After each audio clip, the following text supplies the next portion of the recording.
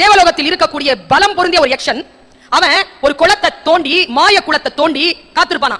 என்ன மாதிரியும் கருணாகரன் சார் மாதிரியும் டீச்சர். வரக்கூடிய ஆட்கள் இருக்காங்க, தண்ணி குடிக்க வரவங்களுக்கு கேள்வி கேட்பான். பதில் சொன்னா தண்ணி கொடுப்பான். பதில் சொல்லலன்னு வச்சுக்கங்க, மயக்கம் அடைய வச்சு மரத்துல தொங்க விட்டுருவான். பசிச்சா சாப்பிடுவான். நம்ம 4 ஆட்கள் அங்க தொங்கிட்டு இருக்காங்க. மறைஞ்சு இருக்கான் மேல, மரத்து மேல. தர்மனுக்கு இதெல்லாம் தெரியாது. தம்பிகளை தேடுகிறான், எல்லாம் பாக்குறான். சரி தண்ணி முதல்ல குடிப்போம் அப்படின்ட்டு உட்கார்ந்து தண்ணி கிட்ட இப்படி போறானாங்க. அந்த கதை எவ்வளவு அழகா சொல்லுது தெரியுமா? தண்ணி கிட்ட போகும்போது உங்களுக்கு தெரியும் தானே, மனசு ரொம்ப வேதனையா இருக்கும் போதுதான் கொஸ்டின் பேப்பர் வரும் எக்ஸாமினேஷன்ல. அப்படி ஒரு கொஸ்டின் பேப்பர் மேல இருந்து போடுறான். கேள்வி ஆரம்பிச்சிருச்சு. ஒரு இலையை பிச்சு போட்டானாங்க. மகாபாரதம் சொல்லுது, அந்த இலை எப்படி இறங்குச்சுன்னா இறங்குச்சா. காற்றே இல்லாத இலையில் அந்த இலை இறங்கினது ஒரு விதமான அமானுஷ்யமாக இருந்தது. இலை எப்படி விழுந்ததுன்னா தங்குன்னு விழுந்தது. விழுந்த சத்தத்துல தண்ணி குளம் அசைஞ்சுதான். இலை எப்படி விழுந்ததுன்னா அப்படி பாத்துக்கிட்டே இருக்காங்க. அவன் இலை விழுறத வரதே பாக்குறான். பார்த்துட்டு இலை எப்படி விழுதுன்னா தண்ணியில பாதியும் தரையில பாதியுமா விழுது. இப்படி விழுது. கொஞ்ச நேரம் பார்த்துக்கிட்டே இருக்கிறான் பாருங்க.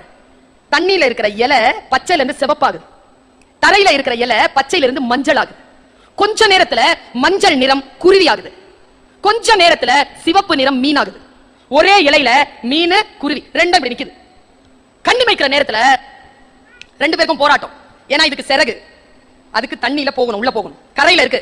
என்ன பண்றதுன்னு தெரியாம இந்த குருவி என்ன பண்ணுது, இந்த மீனை இழுத்துட்டு வானத்துல பறக்கிறதுக்கு போகுது. தரையில இருக்கிற குருவி இப்படி போக, தண்ணியில இருக்கிற மீன் தண்ணிக்குள்ள போகணும்னு குருவியை இழுக்குது. எல்லாம் ஒரே உடம்பா இருக்கு. ஒரு பகுதி குருவி, ஒரு பகுதி மீன். 2 சண்டை போட்டு அந்த பக்கம் இழுக்க முடியல, இந்த பக்கம் போட முடியல. ரத்த களரியா அங்க ஒரு சண்டை நடக்கிறத தர்மன் பாக்குறான். கொஸ்டின் ஆரம்பிக்கிறான் யக்ஷன். தர்மா சொல், எது வாழும், எது ஜெயிக்கும்? 200 ஆண்டுகளுக்கு முன்னால் பரிணாம வளர்ச்சியை கண்டுபிடித்தவர்கள் சொன்னதாக சொல்லக்கூடிய வார்த்தையை பல 100 கோடி 1000 ஆண்டுகளுக்கு முன்னால் நிகழ்ந்ததாக சொல்லப்படுகின்ற அந்த கதை களத்தில் தர்மன் சொன்னான், பதில் சொன்னான். எது ஜெயிக்கும் என்ற கேள்விக்கு தர்மன் சொன்ன பதில் தான் நம் அனைவருக்குமான பதில். தக்கது வாழும், தகாதது வீழும்.